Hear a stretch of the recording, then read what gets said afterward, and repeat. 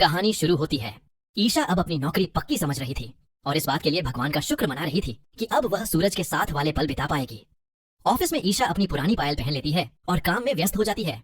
Office में बैठे सूरज तक पायल की आवाज जाती है तो वह ईशा को अपने केबिन में बुलाता है और तुरंत पायल उतारने को कहता है। ईशा गुस्से में पायल उतारकर फाइलों के बीच रख देती है और वही फाइलें सूरज घर ले जाने वाला होता है। सूरज बिना चेक किए उन फाइलों को अपने बैग में रख लेता है। घर पर जब सूरज फाइलें निकालता है तो उनमें से पायल नीचे गिरती है, जिसे ताई माँ देख लेती हैं और पहचान भी लेती हैं कि यह पायल ईशा की है। ताई माँ सूरज को कसम दिलाती हैं कि वह ईशा को नौकरी से निकाल दे और आज के बाद कभी उससे बात न करे। अब ईशा और सूरज के प्यार के बीच ताई माँ खड़ी हो जाती हैं। सूरज को ईशा और ताई माँ में से किसी एक को चुनना पड़ता है और वह निश्चित रूप से ताई माँ को ही चुनता है। एक को चुनना पड़ता है। ईशा से एक गलती हो जाती है जिसके कारण सूरज उसे नौकरी से निकाल देता है। ईशा से एक गलती हो जाती है जिसके कारण सूरज उसे नौकरी से निकाल देता है। लेकिन आगे एक ऐसा मोड़ आएगा के बीच जिसकी हवा का झोंका जाती है इन दोनों के प्यार के पंछियों को ऐसा मोड़ कर देगा जिसकी हवा का झोंका इन्हें अलग नहीं कर प्यार के पंछियों को ईशा बेबस हो जाती है कि फिर घर जाकर अलग नहीं कर पाएगा और रोने लगती है। ईशा बेबस हो जाती है तभी घर जाकर बैठ जाती है। एक ऐसी अवसर लेकर है जो ईशा की जिंदगी तभी तरह बदलने वाला होता है। एक ऐसी अवसर लेखिका को बाहर ईशा की जिंदगी पूरी तरह बदलने वाला घोषणा होती है कि आईएएस का टेस्ट पेपर जल्दी आने वाला है, जिसमें यह घोषणा हुई उम्मीदवार तैयार आईएएस का टेस्ट जल्दी आने वाला है।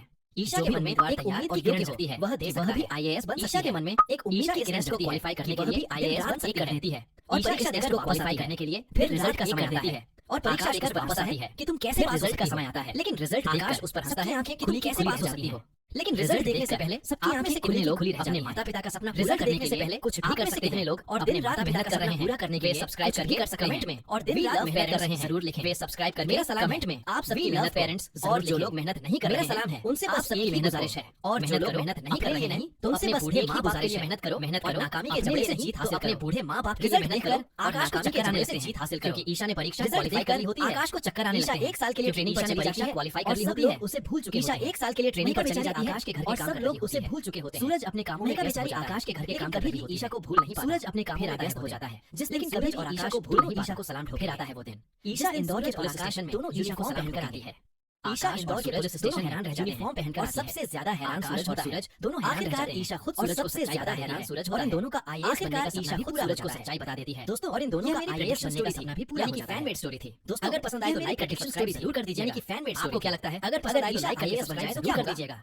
आपको क्या लगता है अगर ईशा आईएएस बन जाए तो क्या होगा। चाँद और ताई माँ में से किसी एक को चुनना पड़ता है और वह निश्चित रूप से ताई माँ को ही चुनता है। ऑफिस में ईशा से एक गलती हो जाती है जिसके कारण सूरज उसे नौकरी से निकाल देता है। इससे दोनों के बीच दूरियां और बढ़ जाती हैं। लेकिन आगे एक ऐसा मोड़ आएगा जिसकी हवा का झोंका इन दोनों के प्यार के पंछियों को फिर से एक कर देगा कि फिर कोई भी इन्हें अलग नहीं कर पाएगा। ईशा बेबस हो जाती है और घर जाकर बैठ जाती है और रोने लगती है। तभी महिका आती है एक ऐसी अवसर लेकर जो ईशा की जिंदगी पूरी तरह बदलने वाला होता है। महिका को बाहर एक पेपर मिलता है जिसमें यह घोषणा होती है कि आईएएस का टेस्ट जल्द ही आने वाला है।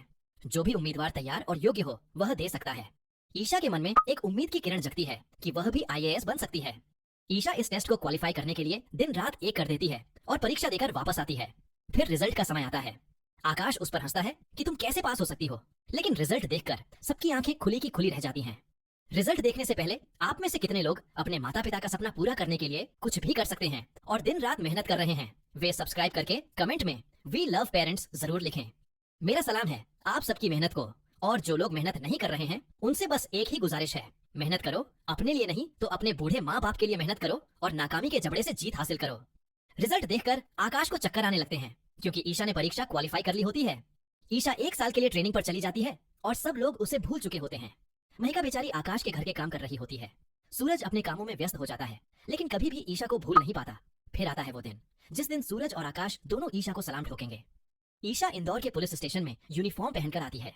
आकाश और सूरज दोनों हैरान रह जाते हैं और सबसे ज्यादा हैरान सूरज होता है। आखिरकार ईशा खुद सूरज को सच्चाई बता देती है और इन दोनों का आईएएस बनने का सपना भी पूरा हो जाता है। दोस्तों यह मेरी प्रेडिक्शन स्टोरी थी यानी कि फैन मेड स्टोरी थी। अगर पसंद आए तो लाइक करके सब्सक्राइब जरूर कर दीजिएगा। आपको क्या लगता है अगर ईशा आईएएस बन जाए तो क्या होगा।